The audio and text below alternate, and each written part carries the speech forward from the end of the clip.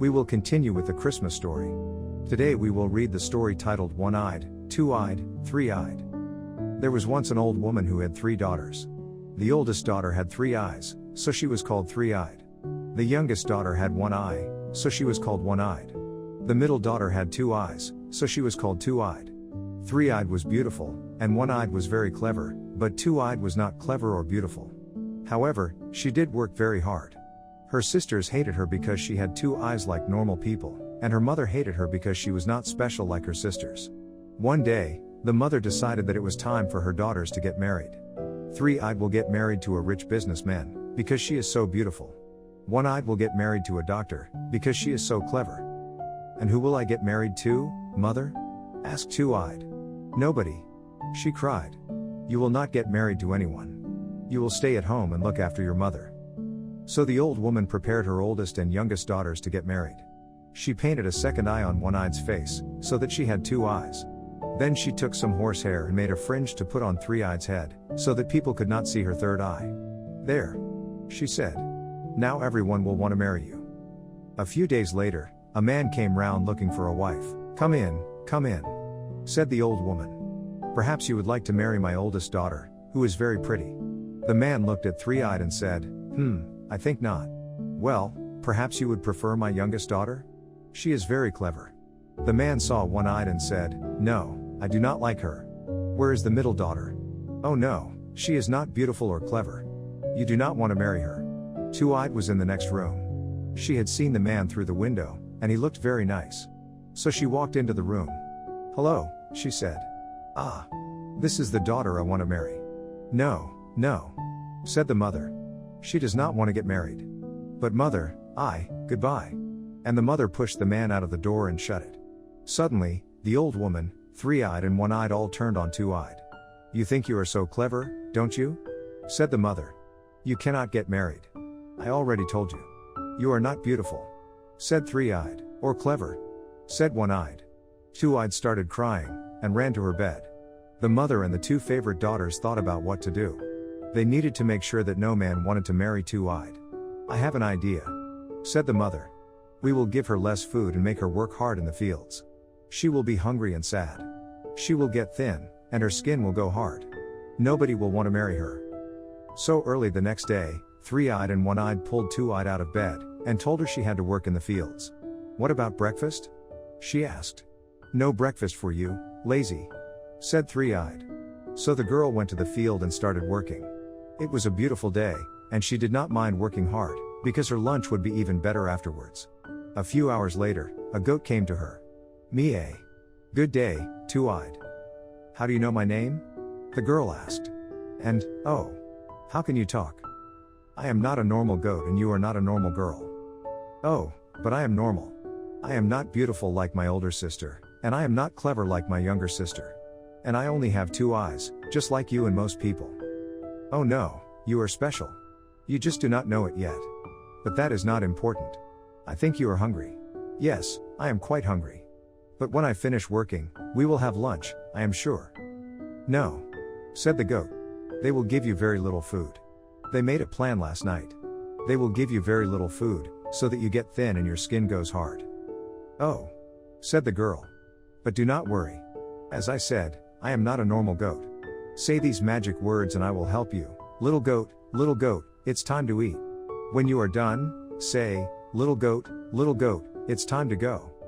So the girl said, little goat, it's time to eat. Suddenly, the goat started changing. It grew long and square, and became a big white table. And on the table were all kinds of food, bread, cheeses, jams, pickles, tomatoes, olives, and so on. The girl was hungry from the work, so she ate lots and lots of food, and when she was done, she said, little goat, it's time to go. The table became a goat again. See you tomorrow, Two-Eyed, he said, and ran away. When Two-Eyed finished her work and came home, lunch was ready. I suppose you want to eat? Said the mother.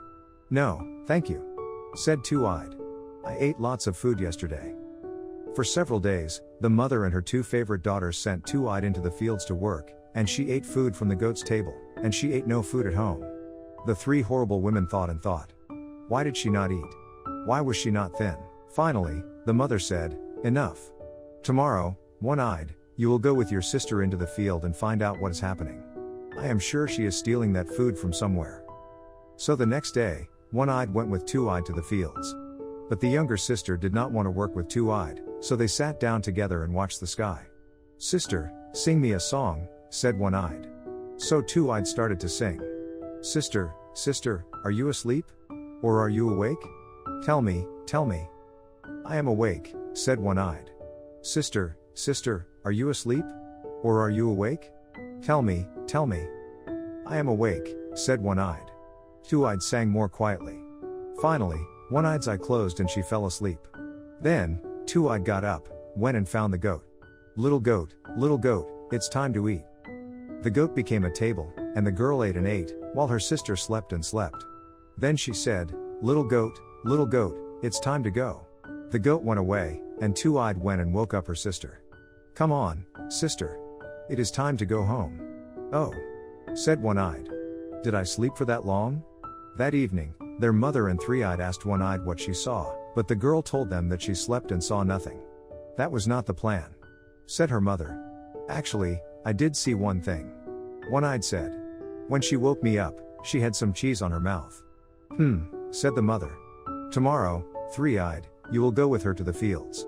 And you must be more careful than your sister. So the next day, two-eyed and three-eyed went to the fields. Sister, sing me a song, said three-eyed. So they sat down, and two-eyed started to sing. Sister, sister, are you asleep? Or are you awake? Tell me, tell me. I am awake, said three-eyed. Sister, sister, are you asleep? Or are you awake? Tell me, tell me. I am awake, said three-eyed. Two-eyed sang more quietly. Finally, three-eyed's eyes closed. Then, two-eyed carefully got up, went and found the goat. But three-eyed was not asleep. Her two lower eyes were closed, but under her fringe, her third eye was open. Carefully, she moved the fringe and watched what two-eyed was doing. Little goat, it's time to eat. Three-eyed saw the goat become a table, and she saw two-eyed eat her meal. Then the girl said, little goat, it's time to go. That evening, three-eyed told her mother and sister everything that had happened. Her mother had never looked so happy before. I have an idea, she said. Tonight, we will have goat for supper. Yes, said three-eyed, but what about the magic goat? We are going to eat the magic goat. Oh. When two-eyed heard this, she started crying, and she cried and cried all day. Then she slept in her room, and had a strange dream. In the dream, she was working in the fields, but the goat did not come to her. Instead, an old man visited. They are going to eat the goat, he said. What can I do? Said two-eyed. After the meal is finished, take the goat's hooves and horns. Dig a hole behind the door and put them in the hole. But make sure that nobody sees. So that evening, the mother and her two favorite daughters ate goat curry for supper. Two-eyed sat outside and watched them through the window, but the girl did not cry. After the meal was finished, the old woman said, Two-eyed, clean up the hooves and horns. Two-eyed waited until they were in bed, then she dug a hole and planted the hooves and horns inside. After that, she was very tired and went to bed. The next day, a beautiful apple tree had grown by the door. And it was no normal apple tree, the apples were made of gold. Daughters, said the mother. Look, it's amazing. But when she tried to pick the apples, the tree moved away, and she could not pick them. As three-eyed was the tallest, her mother told her to pick them, but again, the tree moved away and three-eyed could not pick the apples. So one-eyed stood on three-eyed's head, but the same thing happened, the tree moved away, and they both fell. I hate this, said one-eyed. Those are our golden apples.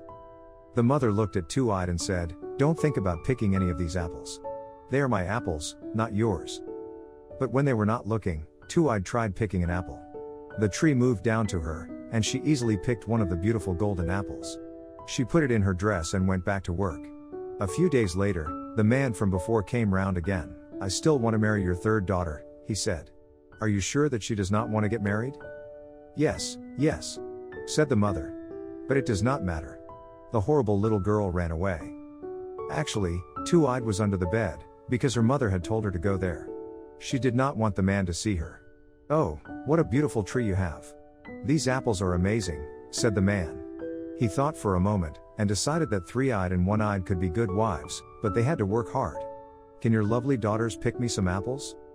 So the mother sent three-eyed and one-eyed to the tree, but they could not pick any apples. How funny, the man said.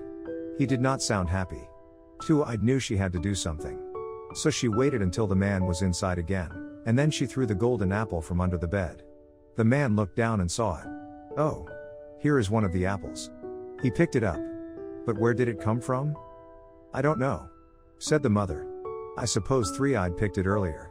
The man looked around, and he saw some eyes under the bed. He went down and pulled out two-eyed.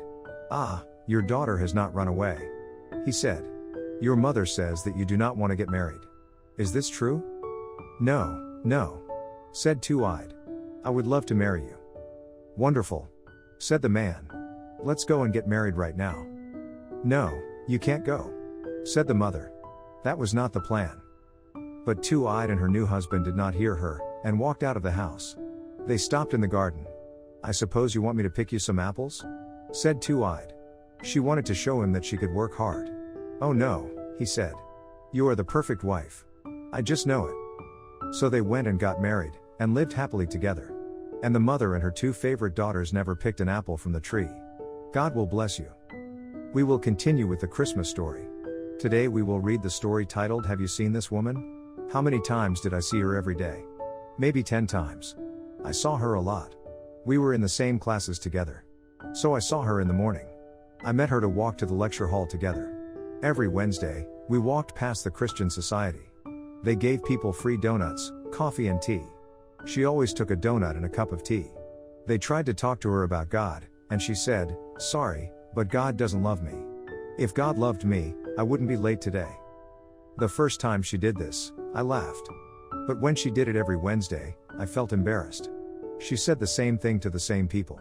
I could see that they didn't want to give her donuts, but they had to. And maybe they thought that, one day, she wouldn't be late, and they could talk to her about God. Actually, we were never late. We met at almost the same time every day. When I was late, she walked without me. So I saw her in the morning, when we walked to lectures. I saw her at lunchtime, too. She always went and sat in one place and ate her lunch. She had her own lunchbox every day. I wasn't like her. I never made my own lunch. I just bought lunch in one of the shops and ate with my friends. Once or twice I tried to invite her to eat with us, but she said no. I don't know your friends, she said. Well, that's why I'm inviting you, I said. No, thank you, she said. And that was that. I stopped inviting her. I knew that if she didn't want to meet them now, she would never want to meet them. In the afternoon, we had more lectures together. Then, on some days, we walked back home. She lived near me, of course. But many days, I went to study in the library after lectures. Okay, well, not that often. But sometimes, when I wanted to be a good student, I did. Other days, I went with my friends into town and we bought clothes. When else did I see her? I actually saw her a lot on the weekends. When I was hungover, I went for walks in a park near my house. I saw her there, too. She didn't walk much. She just sat on one side of the park. She waited until people came in with their dogs. Then she went and played with the dogs. I think some people didn't like this. They just wanted to walk their dogs, but she played with the dogs for a very long time. I felt a bit embarrassed for her. But I said hello, of course. She didn't want to talk with me much. She never talked much, really. I didn't mind. Sometimes, it's nice to have a friend who doesn't talk much, but now, I wish I had talked to her more. Those were the places I saw her, usually.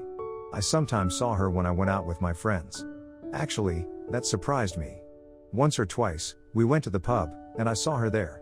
She was sitting in the corner, alone, of course. I was surprised to see her in a pub. I thought she was drinking a glass of water. Then I went and said hello. If you're drinking water, why are you in a pub? I said. It's not water. It's vodka, she said. You are drinking that much vodka? I said. I drink slowly, she said. I didn't know what to say, so I went back to my friends. I watched her during the night. She did drink slowly, and she finished the whole glass. Then she left. I thought she would fall, because she was so drunk, but she didn't. She drank a lot of alcohol, I think. One time, I saw her at Catweasel. Catweasel was a performance club in the city. Every Thursday, they did a performance night. People played music, sang, danced, read poetry.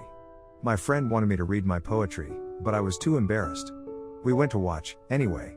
And then we saw her there. She was singing. She was drunk, I think, the way she sang. Maybe she had drunk a big glass of vodka. But her singing was good. She sounded sad, but the music was good. We were all so surprised to see her there. "That's the strange girl from your lectures, right?" said my friends. "Don't call her strange," I said. But she was strange. Not in a bad way. But her singing was strange.